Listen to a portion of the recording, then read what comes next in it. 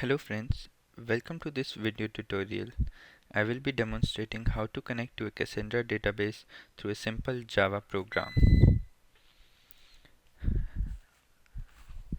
I am using Eclipse Neon IDE to write my Java code.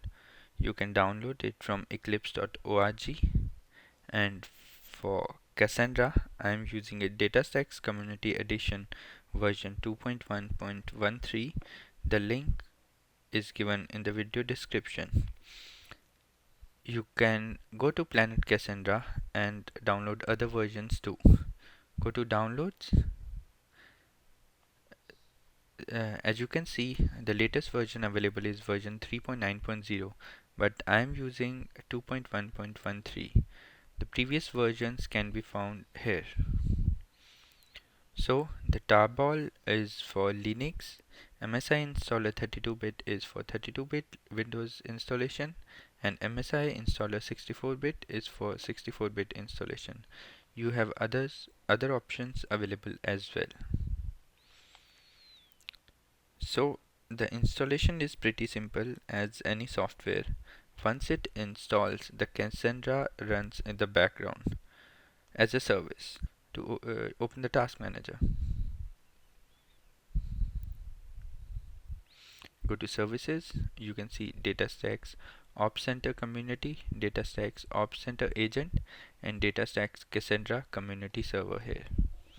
You can start and stop service at any time. So once you do this, open command prompt.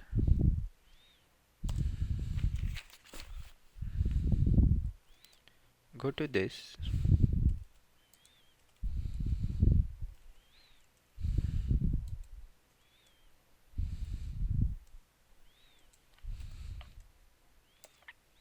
You will find many utilities in this bin folder. I will be using Node tool to demonstrate some of the features of this Cassandra cluster. So Node tool status will print the cluster information.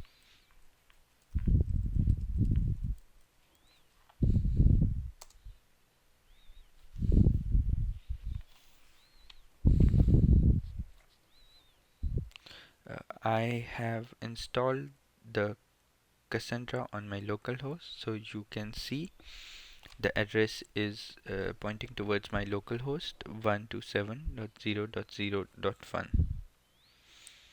Now to print the node information, we use node tool info.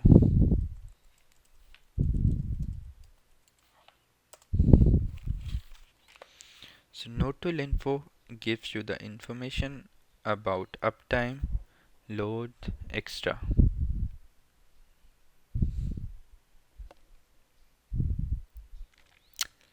Now close this and open SQL shell. Go to Windows, DataStax Community Edition, and Cassandra SQL shell.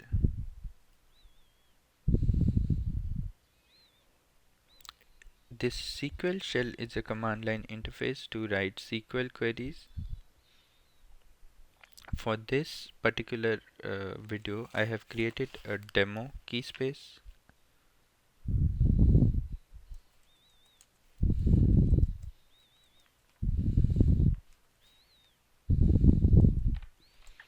So these are the key spaces available.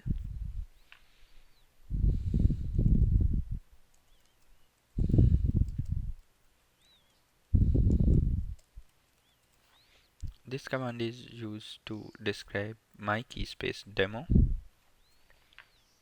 I have created a user table in this.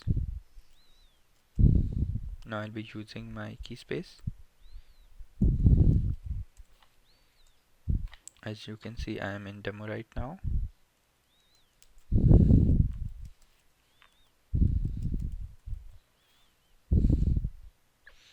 So describe table users gives me information about my table users. I have some values inserted in this table. I'll show you them right now.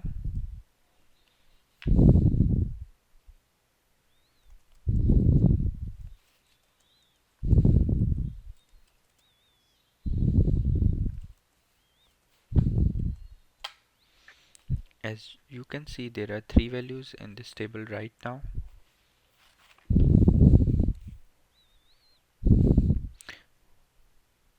Now I will connect to this cluster using my Java program.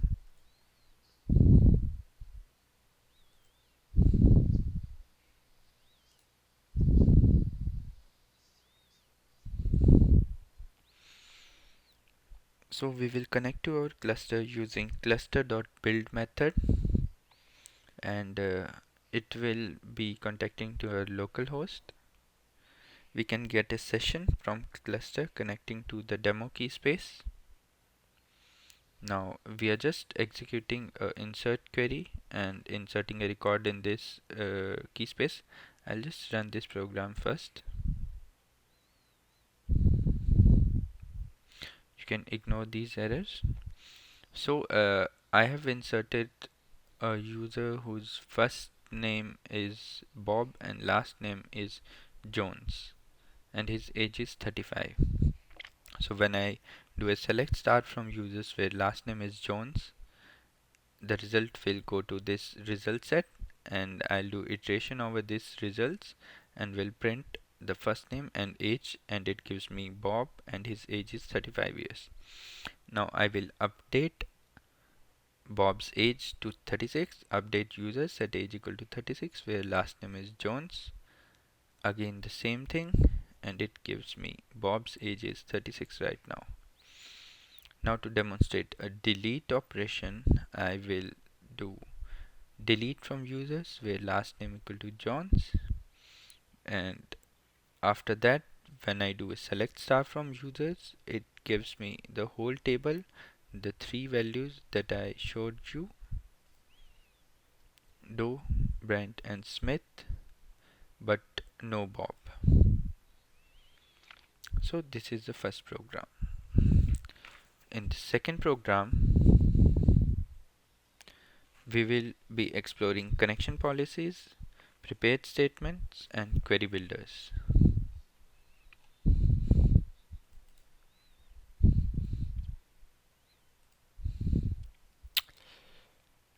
So since we are running a cluster, we have to put some safeguards in case something goes wrong, like read timeout or a write timeout. So in this case, we are using a default retry policy. This is the syntax. We add just this method with a retry policy in the in this cluster. Now load balancing policies will determine which node is to run a query. We are using token aware policy in this case, which makes sure that the request will go to a node or a replica as indicated by the primary key. It is wrapped around a DC aware round robin policy to make sure it stays in the same data center. Now we are using a prepared statement in this example rather than just executing a simple query. Now we should be writing prepared statements because you can do SQL injections through queries like this. So those queries are not secure. So prepared statements bounce the query, and you just have to insert the input variables in them. So we are preparing a statement and bounding the statement in this bound statement, and we are executing this through session.execute and binding these all variables in this statement. So when we execute this query, this will correspond to select star from demo.users where last name equal to Jones. So the output of this query will go into this result set, and when we traverse it, this will be the result. Bob, whose age 35, is printed. Now we will again do an update statement whose syntax is given like this. It will be evaluated as update demo.users set age equal to 36 where last name equal to Jones, and when we execute this the result is Bob and his age is 36 right now. Now for delete operation, this is the syntax and it will be evaluated as delete from users where last name equal to Jones. When we execute it and do a select star from users.demo.users, this will be the result. There is no Bob in this.